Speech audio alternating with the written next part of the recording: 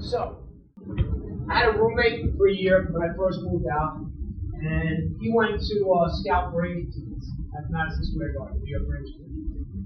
And the guy walked up to him and said, "Hey, you need tickets?" He says, "Yeah." He says, "Let me see the money." So my roommate looked down to get the money out, and when he did, he opened his jacket. He had a gun right here at the waistband. And he said, "Just give me the money." My roommate just gave me the money. Smart. So again, we used to always teach that. The guy says, "Give me the money," you give him the money. And again, you're going to have to make this decision. I'm not going to be there. There's no little Calandra that's going to pop up on this side. Go, "No, Jeff, take the gun away." "No, Jeff, give him the money." No, I'm not going to be there. You're going to have to make this up. Okay? Me, myself, I'm taking the gun away. That's it.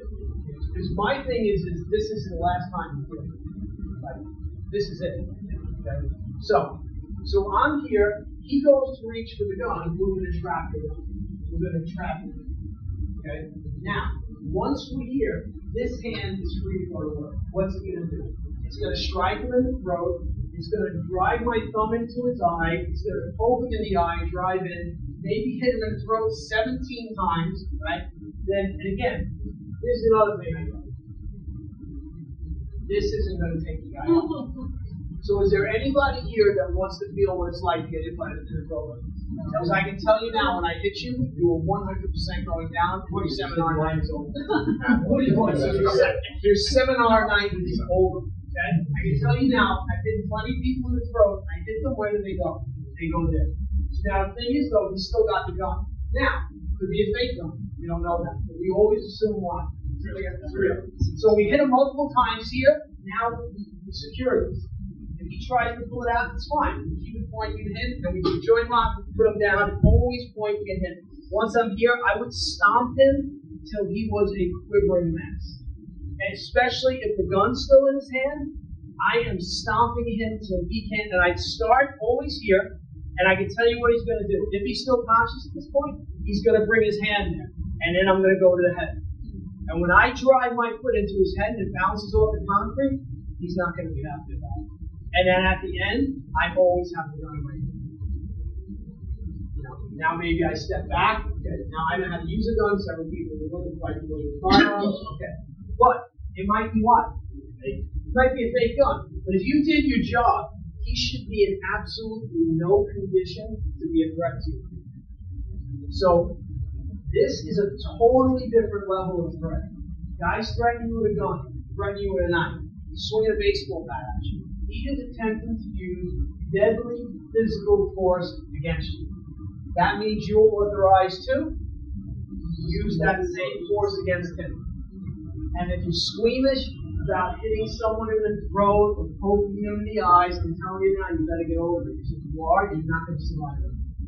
You will not survive yourself. And if you're a woman, I don't care how strong you think you are, you come up against a man, you are going to have a problem. If that man is high, you're really going to have a problem. However, if you drive your fingers into that guy's eyes, show me one YouTube video where a guy takes a photo. I just want to see one. Show me one. I get a piece of lip. It feels like my life is like. It feels like I got sandpaper in there. I'm like pulling my lid. I'm throwing water in there. It's brutal, right? Imagine I take my finger and I drive it in your eye. Okay? So, the eye does not like when a finger is thrusted. I'm telling you that. Okay? So, the eye, when a foreign object is thrust into it, the eye kind of goes like this. So that's the other one. Right? So again, so we'll start off with he's got the gun there. Now, as soon as he would reach for it, right, I'd go to trap, and this would be immediate. This would be here. Boom, boom, boom, right? Finger maybe up in the eye. Right? Okay? We getting him on that? Well, you could also seize here, right? And I'm not going to do it because we're in the middle of life. But this literally is like I'm trying to take his head off, sever his head. Okay. This is an easy strike. It's hard to miss. You can't miss it. People say, "Oh, punch him in the throat." This is like idiot. And when I hit you there on the trachea, it's bad. You just touched it. Yeah. And I hit, and I might seize it. When I seized, my fingers would touch behind the trachea.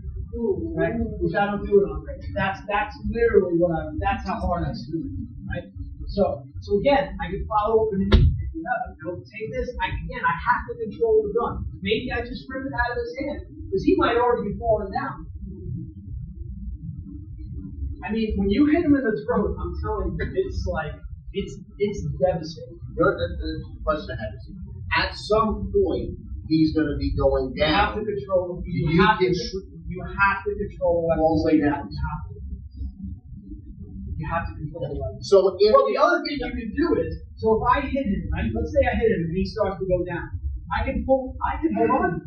He goes down, I still have the gun. I have to keep it pointed at him. And again, it's his fingers on the trigger, right? If he decides to point it and pull the trigger, well, that's his problem. That's not my problem. So again, when we're talking knife and gun, it's a totally different thing. And I tell the women all the time, you guys have no issue. You disarm a guy who pulled the gun on you, and you kill him, the cops are going to be like,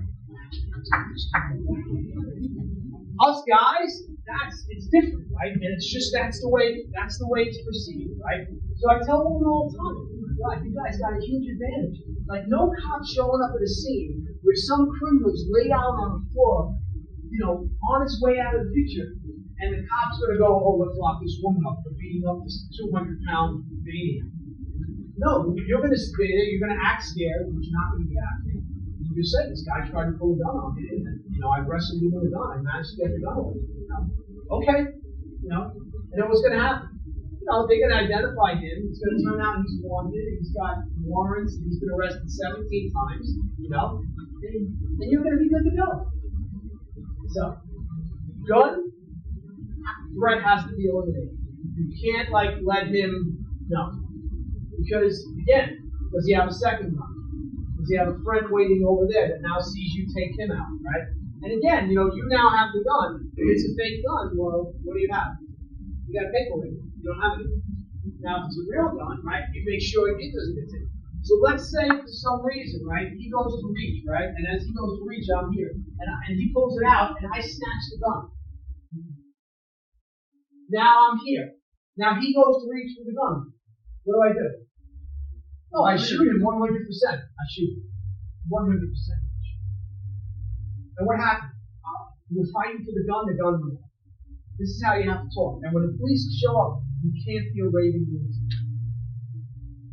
You gotta calmly say, and you always ask, I have to go to the hospital, I feel good, my back hurts, I learned something in my neck, my heart's racing, I think I'm having a heart attack. You always go to the hospital. Always.